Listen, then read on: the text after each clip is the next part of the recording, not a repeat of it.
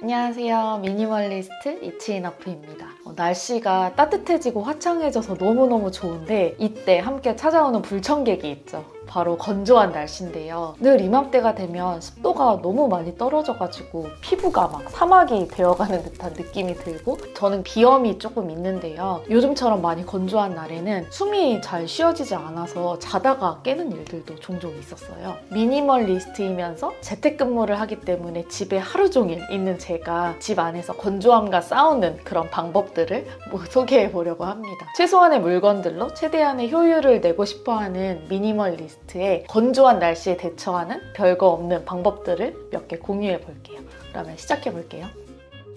첫 번째는 공기 습도와 관련된 이야기입니다. 일단 거실인데요. 저도 가습기는 씁니다. 미니멀리스트이지만 가습기는 꼭 필요하겠더라고요. 아주 건조한 날씨에는 인위적으로 물을 분사하지 않으면 습도가 도저히 올라가는 날씨가 종종 있습니다. 대신 예전에는 지금보다도 작은 집이었는데도 방마다 가습기를 뒀고 또 책상 위에 작은 가습기를 따로 두고 이랬었는데요. 지금은 집에 총 2대의 가습기가 있고 그 중에 주로 한 대만 거실에서 가동을 하고 있어요. 습도에 따라서 분사량을 조금 조절해 가면서 가습기를 가동을 해주고요. 좋은 성능을 가져서인지 웬만한 날씨에서는 하나만 틀어줘도 한 20여 평 되는 저희 집의 습도를 전반적으로 잘 맞춰주는 것 같습니다. 그래서 올 봄에 우리 한 개만 써도 되겠는데 싶어가지고 나머지 하나를 비우려고 꺼내놨었거든요. 그런데 며칠 전에 정말 극강으로 건조한 날씨가 한 일주일 정도 지속됐던 적이 있어요. 그때는 가습기 하나만 틀어서는 너무너무 건조하더라고요. 그래서 그 원래 비우려고 했던 벤타 에어워셔를 틀어주니까 그제서야 이제 숨을 쉴 수 있을 만큼의 습도가 잘 유지가 되더라고요. 그래서 비우는 걸 좀 주저하게 됐습니다. 올 봄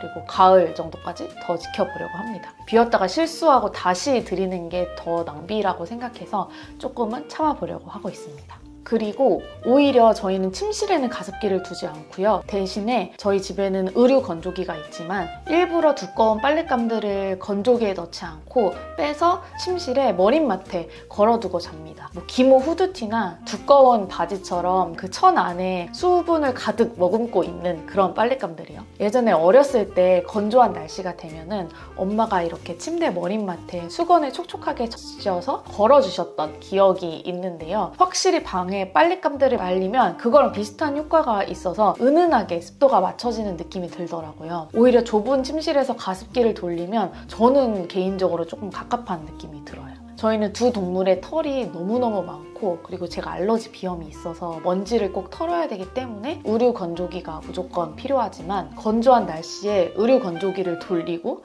그리고 반대로 집 안에서는 가습기를 돌리는 게 뭔가 불필요한 에너지 낭비는 아닐까라는 반성이 조금 되기도 하더라고요. 그래서 요즘 같은 날씨에는 두꺼운 옷들을 가습용으로 침실에서 말려주고 있습니다. 두 번째는 피부 건조랑 관련된 내용인데요. 이전에는 피부의 건조함을 잡기 위해서 엄청나게 여러 개의 제품을 썼던 것 같아요. 물 제형의 일명 닥토라고 불리는 토너, 그리고 콧물 제형이라고 불리는 약간 점성 있는 토너, 세럼, 오일, 로션, 크림 거기에다가 마스크팩을 하거나 아이크림을 바를 때도 있었고 수시로 이제 미스트 뿌려줘야 되고 또 립밤도 있어야 되고 몸도 있어야 돼서 바디 오일, 바디 로션, 그리고 핸드크림까지 제가 지금까지 말한 화장품 종류만 10개 넘는 것 같고요. 사실 제가 말한 것들이 되게 기본적인 제품이잖아요. 그러니까 여기에 기능성 제품들까지 포함하면 훨씬 더 많겠죠. 그런데 제가 요즘 느끼는 거는 피부의 건조함은 여러 종류를 쓰는 게 아니라 여러 번을 쓰는 게 저한테는 맞더라고요. 여러 종류의 제품을 바르는 거랑 저한테 맞는 한두 가지의 제품을 레이어링해서 바르는 거랑 기능상으로 큰 차이가 없었어요.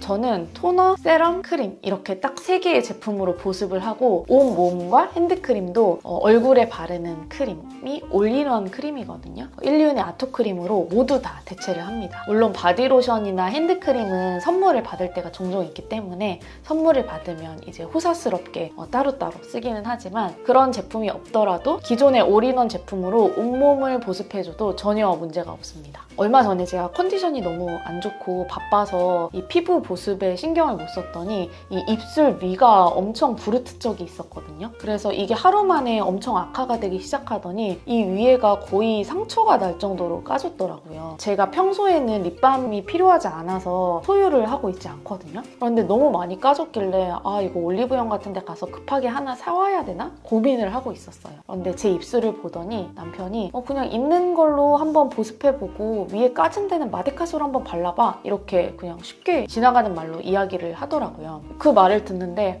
그러게 결국 립밤도 보습 제품인 거고 제형만 다른 게 아닐까 싶어서 제가 가진 클렌징용으로 가지고 있던 코코넛 오일이랑 아까 말씀드렸던 올인원 크림, 1리온의 아토크림을 이 입술 위에다가 도톰하게 레이어링을 해서 발라줬고요. 입술 위쪽에 까진 부분들, 이미 부르튼 부분들은 그 마데카솔을 얇게 발라줬어요. 그리고 제가 그날은 평일이어서 재택근무를 하고 있었는데 생각날 때마다 한 2-3시간에 한 번씩 레이어링하는 작업을 반복을 했거든요. 그렇게 하루를 지나니까 그 다음날 아침에 일어났더니 부르튼 자국이 엄청 많이 가라앉고 거의 정상으로 돌아왔더라고요. 마데카솔을 입술 경계에 쓰는 게 사실 맞는 건지는 모르겠는데 좀 아니란 마음으로, 저는 애기가 아니니까 한번 써보자 하고 썼는데 어쨌든 저한테 있는 제품들로도 이렇게 촉촉한 상태로 돌아오는 거를 보면서 다시 한번 어떤 문제가 있을 때 새로운 물건으로 해결하려는 게 아니라 나에게 있는 물건들로 좀 해결을 하는 습관을 다시 한번 길러야겠다고 또 다짐을 한 계기가 됐었어요. 어쩌다 보니까 맥시멀리스트 남편으로부터 얻은 미니멀리즘 교훈이었습니다. 오늘 영상을 처음 재생하시면서 대단한 꿀팁을 기대하셨다면 어마어마하게 실망하셨을 수도 있겠다는 생각이 드는데요. 반대로 생각을 해보면 지금 집에 있는 보습 제품을 자주자주 발라주는 거, 그리고 아무 생각 없이 건조기에 모두 넣었던 옷 중에 몇 가지를 꺼내서 침대의 머릿맡에 널어주는 방법만으로도 지금보다 훨씬 촉촉한 일상을 유지할 수 있다는 것을 꼭 이야기 드리고 싶었어요. 어떤 추가적으로 제품을 구매하거나 화장품을 구매하지 않더라도요. 과거의 저처럼 가습기가 엄청 여러 대가 있고 보습 제품도 엄청 화려한 라인업이 있었던 때의 저의 건조함과 지금처럼 한두 대의 가습기 그리고 2-3개의 보습 제품으로 살아가는 저의 일상의 건조함이 사실은 2개가 큰 차이가 없더라고요. 그렇기 때문에 여러분이 지금 가지고 계신 제품만으로도 충분히 더 촉촉한 일상을 지낼 수 있다라는 거를 이야기 드리고 싶어요. 그래서 지금 여러분이 가지고 계신 제품들을 충분히 잘 활용하시면서 이 건조한 계절을 촉촉하게 잘 나시기를 바라는 마음입니다. 혹시 제가 말씀드린 내용들 외에도 여러분이 건조함을 뿌시는 꿀팁이 있다면 댓글로 공유해 주셔도 좋을 것 같고요. 저는 다음에도 여러분들에게 도움이 되는 컨텐츠를 가지고 또 찾아오도록 하겠습니다. 건조하긴 하지만 너무 따뜻하고 아름다운 계절인데요. 이 계절을 충분히 아름답고 즐겁게 만끽하시기를 바라겠습니다. 그럼 다음에 또 만나요. 안녕.